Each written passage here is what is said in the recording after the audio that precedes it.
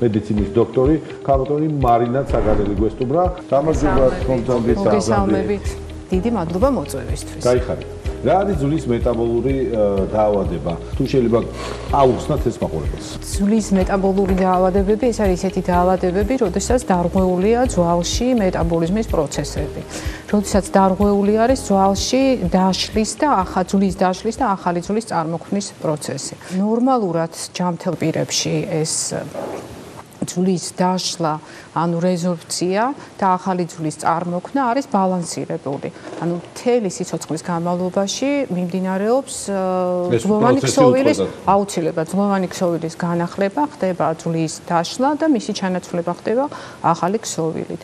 მაშინ, როდესაც დარღვეულია ეს მეტაბოლიზმი სხვადასხვა პათოლოგიების დროს, მაშინ ეს ბალანსი ირღვევა და ძვლის დაშლა ჭარბობს ახალი ძვლის წარმოქმნას და შედეგად ვითარდება ძალიან არასასურველი პროცესები, როგორც არის ძვლის სიმკვრივის შემცირება, ძვლის სტრუქტურის გაიშვიათება, ასე ვთქვათ, და იზრდება მოტეხილობის რისკი, რაც არის ძალიან საშიში. ვის ემუქრება ეს საფრთხე?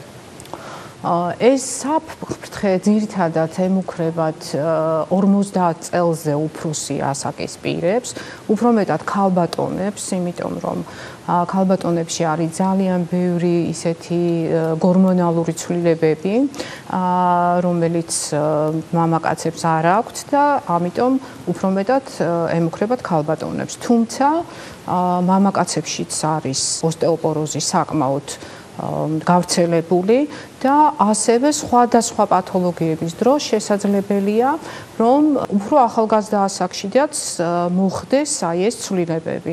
იმ შემთხვევაში, თუ ჩვენ გვაქვს ოსტეოპოროზის განვითარების რისკ ფაქტორები სახეზე. ეს რისკ ფაქტორების ცოდნა აუცილებელია. და რა არის ეს რისკ ფაქტორები, ან რომელი დაავადების დროს უნდა მიაქციოს უფრო მეტად ყურადღება პაციენტმა ხმოვან დოქტორად? ეს რისკ ფაქტორები გახლავთ, ასაკი, მენოპაუზა ქალბატონებში, კავკასოიდურ რასას უფრო მეტად აქვს განწყობა ოსტეოპოროზისადმი. ჩვენ რაღაც არ ვთქვით, მე მგონი, რომ აი ძვლის მეტაბოლური დაავადება ერთ-ერთი ყველაზე გავრცელებული ეს არის ოსტეოპოროზი. დიახ, არის მთელი რიგი მედიკამენტები და მთელი რიგი დაავადებები, რომლებიც იწვევენ ოსტეოპოროზის განვითარებას. ყველაზე ხშირად არის ხოლმე გლუკოკორტიკოიდული ოსტეოპოროზი რევმატული დაავადებების დროს.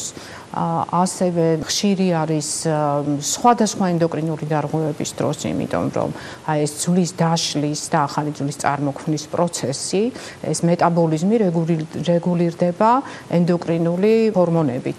ასევე გენეტიკა არის ძალიან მნიშვნელოვანი. ძირითადი მინერალი, რომლის დეფიციტიც იწვევს ოსტეოპოროზის და ძვლის დაავადებების განვითარებას, ეს არის კალციუმი. ფაქტიურად ძვალი არის კალციუმის რეზერვუარი.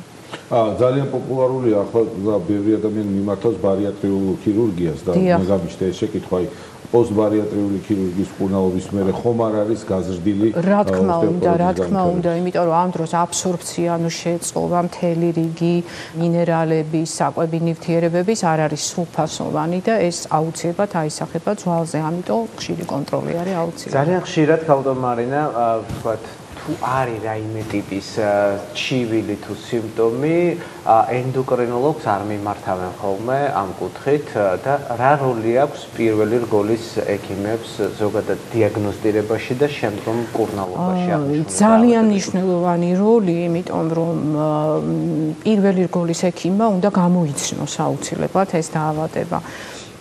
მართალია ოსტეოპოროზი ითვლება უსიმპტომო დაავადებად, მას სიმპტომები არ ახასიათებს, ასე ითვლება და ვლინდება მხოლოდ ისეთი საშიში გართულების შემდეგ, როგორიც არის ბარზაყის მოტეხილობა ან რომელიმე სხვა მოტეხილობა. მაგრამ მაინც აუცილებელია იმ ნიშნების ცოდნა, რამაც შეიძლება ვაფიქრებინოს, რომ პაციენტს აქვს ოსტეოპოროზი. აი, რამდენად რისკის შემცველია ამ შემთხვევაში ალკოჰოლის და თამბაქოს მოხმარება?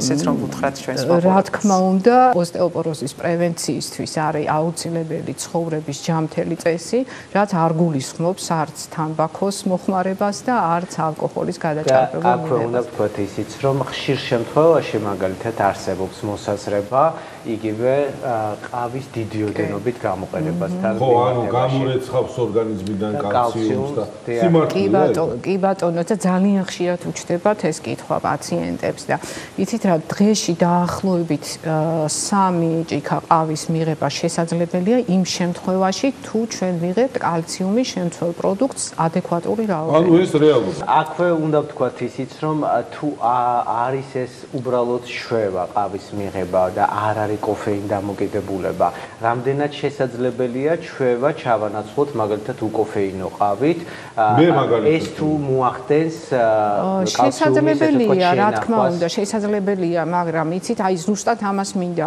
ხაზი გაუსვა, რომ არ უნდა ავიგრძალოთ ახლა საერთოდ ყავის მიღება. თავარია რომ ჩვენ მივიღოთ რძის ნაწარმი ძირითადად, იმიტომ რომ ეს არის ძირითადად რძის ნაწარმიდან ყველაზე კარგი ჩვენ ასე ვთქვათ კულინარიაში რომელი არის ყველაზე კარგი ჯანსაღი, რა უნდა ვქნას, ძედავლიო, ხაჭოვჭამო, მაწონი, მილიონაირი თემა. არაჟანში ყველაფერი, იცით რა, პირველ რიგში მინდა ვთქვა, რომ არაჟანი, კარაქი და ნაღები არ შეიცავს კალციუმს, იმიტომ რომ ეს არის ძირითადად დიახ, ძირითადად ცხიმოვანი პროდუქტები. კი ქვია რძის ნაწარმი, მაგრამ არ შეიცავს კალციუმს. არაჟანი, კარაქი და ნაღები. კარგი, რძე და ხაჭო და მაწონი? რძე, ხაჭო, მაწონი, კეფირი, იოგურტი, ყველი, აი ეს ყველაფერი დიდი რაოდენობით. თუმცა უნდა ჩამოვთვალოთ ის სხვა პროდუქტებიც, რომელიც ასევე მდიდარი არის კალციუმით, მათ შორის ბოსტნეულიც. კი ბატონო, მუქი მწვანე ბოსტნეული, ნუში ძალიან სასარგებლოა. მუქი მწვანე ბროკოლი მაგალითად. ბროკოლი, სპანახი. ფოთლია. რამდენად არის ცნობიერება ამაღლებული საქართველოში ოსტეოპოროზის შესახებ და მე ვიცი რომ 20 ოქტომბერი გახლავთ მსოფლიო საერთაშორისო დღე ოსტეოპოროზის, რომელიც ამ კუთხით რა თქმა უნდა ეხმაურება საქართველოს აღნიშნულ მსოფლიო დღეს. რა ღონისძიებები ტარდება ხოლმე საქართველოში ცნობიერების ამაღლების? იცით ძალიან კარგია რომ ეს კითხვა დამისვით, იმიტომ რომ როდესაც დაიწყო რაღაც საქართველოში ეს აქტიურობა ოსტეოპოროზის მიმართულებით, ეს იყო დაახლოებით 2003 წელი. მაშინ საერთოდ არავინ არ იცოდა არც მოსახლეობამ და ექიმების ცნობადობაც იყო ძალიან დაბალი. დღეს უკვე სამედიცინო პერსონალისას და თვითონ მოსახლეობის ინფორმირებულობა არის ძალიან ამაღლებული. დიაგნოსტიკის მეთოდები, აი მაშინ იყო ულტრაბგერითი დენსიტომეტრია ძირითადად, თუმცა ამის მიერე ძალიან ბევრი რამ შეიცვალა დიაგნოსტიკაში და დღეს არსებობს ოქროს სტანდარტი დიაგნოსტიკის ოსტეოპოროზის. რა არის დიაგნოსტიკის მეთოდები, რამდენად ხელმისაწვდომი არის ეს საზოგადოებისთვის და რა თქმა უნდა შემდგომში ალბათ კურნალობის მეთოდებიც ძალიან საინტერესოა. დიაგნოსტიკის მეთოდი, ასე იგი, ოქროს სტანდარტი არის რენტგენული დენსიტომეტრია. და დღეს არის საკმაო რაოდენობით საქართველოში, ჩვენ სასიხარულოდ უნდა ვთქვა, ეს ხელსაწყოები, აპარატები და შესაძლებელი არის ჩატარება აი ამ გამოკვლევის იმისთვის, რომ გამოვავლინოთ ძვლის სიმკვრივის შემცირება ძალიან ადრეულ ეტაპზე. იგი სანამ გვექნება გართულებები. ეს ძალიან მნიშვნელოვანია, იმიტომ რომ დროული ჩარევა საშუალებას მოგცემს, რომ თუ არის ძვლის მასის შემცირება, ვთქვათ ოსტეოპენია, რომ თავიდან ავიცილოთ ოსტეოპოროზი და რაც თავარია მოტეხილობა. და როგორ უნდა გავაკეთოთ ეს? რა არის მკურნალობის მეთოდები? სიხარულით მინდა აღვნიშნო, რომ საქართველოში არის შესაძლებლობა, რომ თითქმის ყველა ძირითადი ჯგუფის პრეპარატი გამოვიყენოთ ოსტეოპოროზის სამკურნალოდ და ეს მკურნალობა არის ძალიან ეფექტური და შედეგიანი, საშუალებას გვაძლევს, რომ ავიცილოთ მოტეხილობა თავიდან. ეს რა თქმა უნდა დასტურდება მერე დენსიტომეტრიული კვლევით, მკურნალობის შემდეგ, იმიტომ რომ ჩვენ აქ უკვე ვხედავთ, რომ პაციენტის გაუმჯობესებას აქვს ობიექტური საფუძველი. აი უაზრო, ბოდიში კეთი უაზრო დიეტებს მიცავენ, ანუ რაღაცა რადიკალურად რო გადავარდებიან ხოლმე ამ კვებითი აშლილობები, ეს ბუნებრივია, მაგრამ აი ესეც ხომ არ იწევს ნებისმიერ ასაკზე მაქვს საუბარი, ზოგჯერ 30 წლის ასაკში ისეთ რადიკალურ მეთოდებს მიმართავენ, რომ უკიდურესი გამხდელში გადადიან. სხეულის მასის დეფიციტი. სხეულის მასის დეფიციტი, რა თქმა უნდა, ძალიან მნიშვნელოვანი რისკ ფაქტორია და ამიტომ ეს თუ არის საჭირო წონის კვლევა, ეს აუცილებლად უნდა მოხდეს კვალიფიციურად ენდოკრინოლოგის საშუალებით მისი მეთვალყურეობის ქვეშ. აი ოსტეოპოროზის საერთაშორისო დღესთან დაგეგმილ ღონისძიებებზე რო გითხრათ, იმიტომ რომ ვიცი რომ ყოველწლიურად საზოგადოებისთვის მასებისთვის კეთდება გარკვეული, ესე ვთქვათ, ცნობიერების ამაღლების თვალსაზრისით გარკვეული აქციები. წელს რა იგეგმება? წელს ჩვენ ყოველთვის მონაწილეობთ ენდოკრინოლოგიის ინსტიტუტი და ძვლის მეტაბოლიზმის ასოციაცია ამ ოსტეოპოროზის დღის აღნიშვნაში.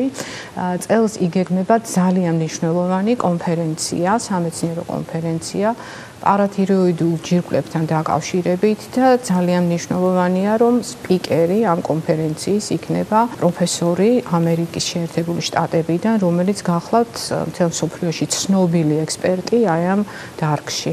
და მგონია, რომ ეს ძალიან საინტერესო იქნება სამედიცინო საზოგადოებისთვის და ყველა ამას მოელის დიდი ინტერესით. ეს კონფერენცია იგეგმება 22-ში და ძალიან მნიშვნელოვანია ასევე ისიც, რომ აი ეს გადაიცემა IOF-ის ოსტეოპოროზის საერთაშორისო ფონდის პლატფორმით და უცხო ქვეყნებიდანაც შესაძლებელი იქნება, ესე იგი სპეციალური ლინკის საშუალებით ონლაინ ამ კონფერენციაზე დასწრება. ძალიან დიდი მადლობა წარმატებებს გისურვებთ. დიდი მადლობა წარმატებებს. ასეთი იყო დღევანდელი ოჯახის ექიმი, ჩვენ ერთი კვირით გემშვიდობებით. არ